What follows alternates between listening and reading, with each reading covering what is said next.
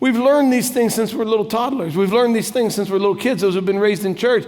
And we know the story. We've seen the picture books. We've colored pictures about it. Amen. But I don't think we realize the gravity of the situation. He's standing there with no hope in the world. Nothing that he himself can ever do to ever cover his shame and nakedness. He's lost. He's finished. He's done. And there's nothing he can do himself. And here comes God. Amen, coming down in judgment. And God is now administering judgment. And he's standing here naked, exposed, helpless, with irreversible damage. And there's nothing he can do. But he's got a loving Father who created him and has a purpose for his life. And that Father goes and finds an innocent lamb that's never sinned, never disbelieved, never done anything wrong. And he took that lamb and he slayed that lamb. Can you imagine what Adam was thinking when he was watching God? There had never been death. There had never been bloodshed. There had never been the bleeding of the lamb. There had never been the stench of fresh flowing blood. This was death. This was, I guarantee, a traumatic event.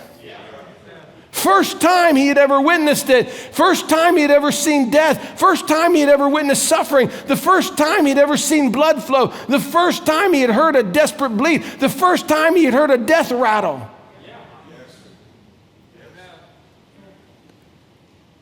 And it was God doing it. It was God afflicting the punishment. It was God causing the death. What was he doing it for?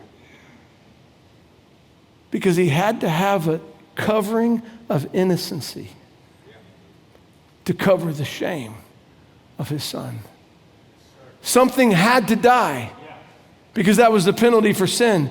So God took this innocent lamb, and this innocent lamb became Adam by imputation.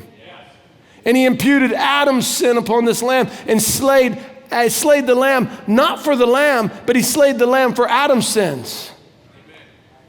And then he took the skin off of the lamb and he placed it upon his son. And now his son was covered and could continue on. Amen. He wasn't smitten dead in an instant. He continued on. And God was he was beginning the process of restoring fellowship with his fallen son.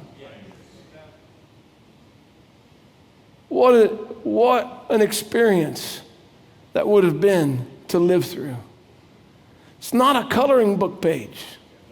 It was a reality. But neither is Jesus Christ nailed to the cross a coloring book page. It's a reality, amen?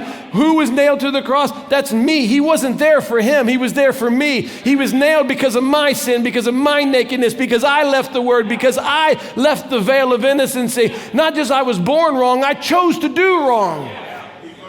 Amen. And he took all of my sin and all of my shame and all of my perversion and all of my red spots, and he shed his blood and he died, and he was the innocent lamb. So that God could clothe me in a white robe